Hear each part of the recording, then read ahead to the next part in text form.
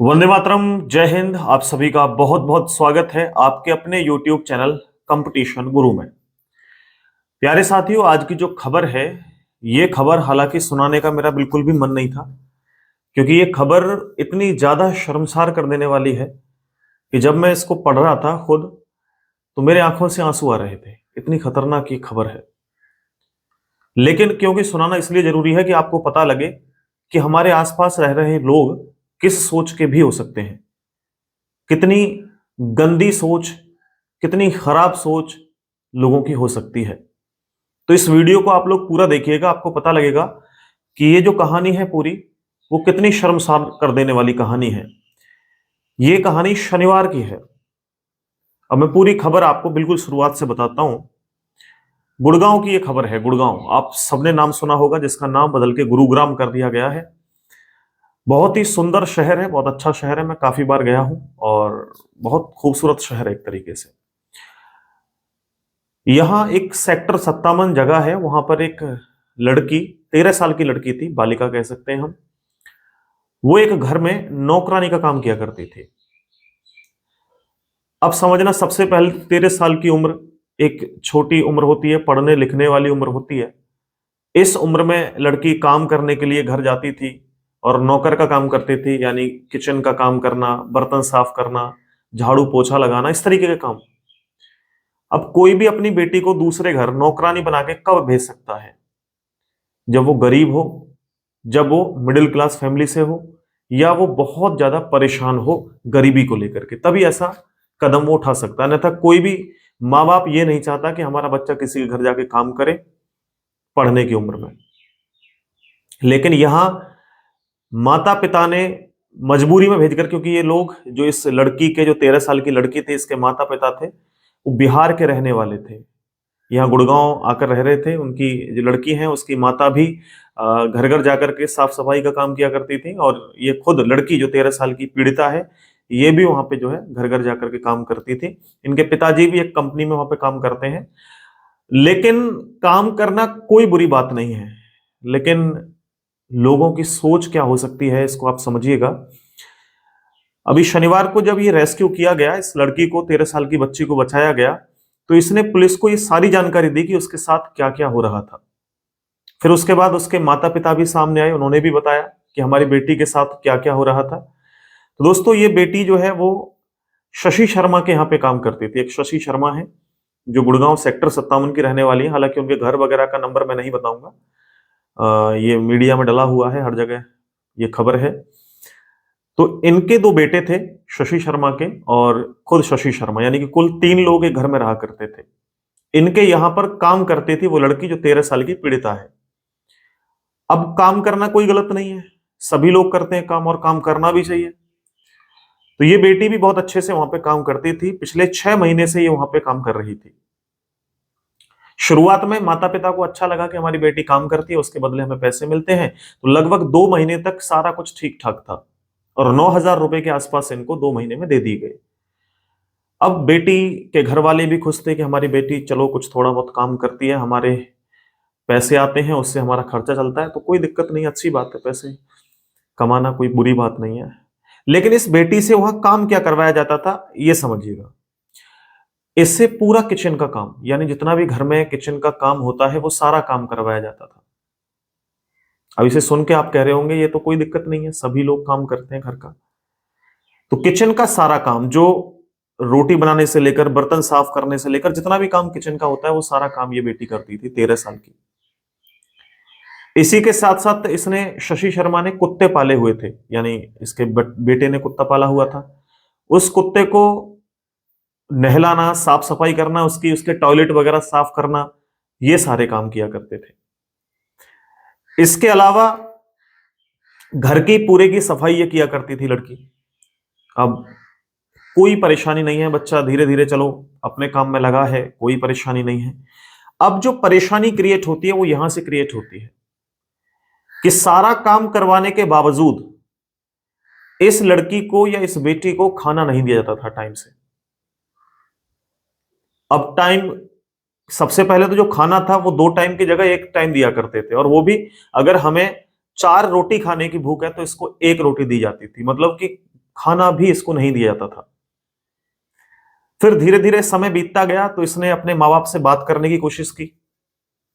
तो माँ बाप से बात करने, क्योंकि इसके पास कोई फोन नहीं था, कुछ नहीं था, तो ये अपने जो जहां ये काम करती थी, जो वहां के मालिक थे उस घर के, यानी शशि शर्मा, उससे बात करने के लिए जिद करती थी कि मुझे अपने माँ बाप से बात करना है, बात करा दीजिए। तो शशि इसको धमकी दिया करती थी,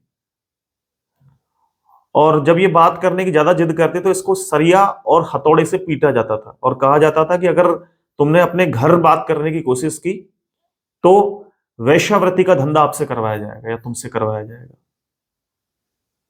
इसको डराया जाता था, तो ये डर की वजह से अपने घर भी कोशिश नहीं करती थी कि बात की जाए।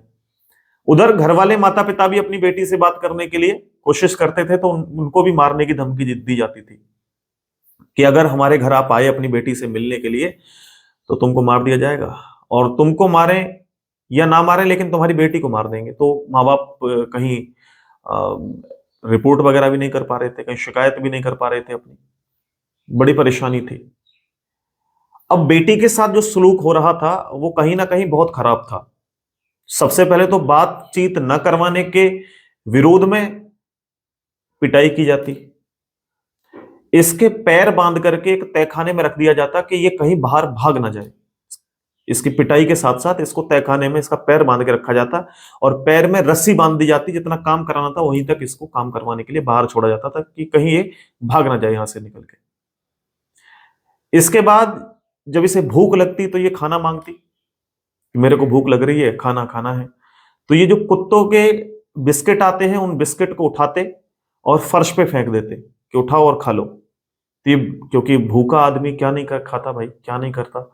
तो ये बेटी उठती और बिस्किट खाने के लिए जब झपटती बिस्किट के पास, तो इसका जो कुत्ता था, कुत्ते का मालिक उस कुत्ते को ऑर्डर देता कि पकड़ो और इसे काटो, तो उस कुत्ते से उस बेटी को कटवाया जाता। अब सोचो कि कितनी निंदनीय ये घटना है, सोचकर रूह कांपने लगती है कि जब मैं इस कहानी को तैयार कर रहा था तो मेरी आंखों से आंसू थे, और अब सुनाते वक्त भी मेरे को बड़ा चेहरा अजीब है कि मैं कैसे सुना पा रहा हूं। ये सोचिए, जिस बेटी को अगर जब घर में हमारे, क्योंकि संस्कृति ये है कि बेटी घर में जब जन्म लेती है तो हम उसे भगवान का रूप मानते हैं, कन्या हम लोग कहते हैं कन्या है, और भगवान का रूप छोटे बच्चे को माना जाता है। 10-12 साल 15 साल तक कोई उम्र ऐसी नहीं होती कि बहुत बड़ी उम्र है, बच्चों को भगवान का रूप माना जाता है, और हम भगवान के साथ इस तरीके की हरकत कर रहे हैं, क्या होगा आगे चल के आप सोचिए। न केवल इतना था, बिस्किट के बदले इसको कटवाया जाता कुत्तों से। ये जब फर्श पे पोछा लगा रही होती और अगर कोई भी गंदगी कहीं से हो जाती थोड़ी बहुत साफ सफाई में, तो इसके हाथों के ऊपर तेजाब डाल दिया जाता था, उससे जला दिए जाते थे इसके हाथ। तो इतना इसके साथ सब कुछ चल रहा था। लड़की के कपड़े उतरवा दिए जाते, नंगा कर दिया जाता उसको, और नंगा करने के बाद इसकी वीडियो बनाई जाती फोन में, और कहा जाता अगर तुमने किसी से भी बात करने की कोशिश की या किसी को भी शिकायत करने की कोशिश भी की तो तुम्हें ये वीडियो वायरल मिलेगी और हम इसे इंटरनेट पे डाल देंगे। तो लड़की कहीं ना कहीं बहुत ज्यादा परेशान हो चुकी थी, डिप्रेशन में आ चुकी थी। इसके बाद जब ये, अब सोचिए कि कोई इसकी जगह पर हो, मान लीजिए हमें कोई बंदी बना ले, बंद कर ले और मारने की धमकी दे हमें। सबसे पहले तो मरने से सबको डर लगता है अगर हमें मरने की कोई धमकी दे, लेकिन रोज रोज मरने से हम लोग सोचेंगे यार एक दिन मर जाए तो ठीक है, धमकी से क्या डरना। दूसरी धमकी दे दी जाए कि आपके माता को, आपके पिता को, आपके भाई को, आपकी पत्नी को या आपके पति को मार दिया जाएगा, कितना दर्द महसूस होगा। अपने दर्द से ज्यादा हम उससे जिससे प्यार करते हैं, जो हमारी फैमिली है, उससे प्यार करते हैं, और उसको मारने की धमकी दी जाए तो लोग खुद से कोशिश करते हैं कि यार हम ऐसा ना करें, किसी को ना बताएं, जो हमारे साथ हो रहा है होता रहे। लेकिन पिछले शनिवार जब बहुत लंबे समय तक माता पिता से बेटी को नहीं मिलने दिया गया और बहुत सारी धमकियां दी गई, उसके बावजूद ये लोग शिकायत दर्ज कराने के लिए थाना पहुंचते हैं और थाने में जाकर के बताते हैं कि हमारी बेटी 6 महीने से लगातार नौकरी कर रही है, लेकिन हमारी कोई बातचीत नहीं हो पाती है उससे, तो हमें उससे मिलना है, और उसके जो मालिक है वो धमकी देता है। तो पुलिस तुरंत कार्रवाई पे लगती है, और जैसे इनको खबर लगती है ये लोग भाग जाते हैं वहां से। तो हालांकि आज इनको पकड़ लिया गया है सुबह और इनके साथ पूछताछ जारी है। मैं तो बस यही कहूंगा कि इसको, इन सभी को कड़ी से कड़ी सजा मिले। लेकिन क्या केवल सजा देने से लोगों की सोच बदल पाएगी?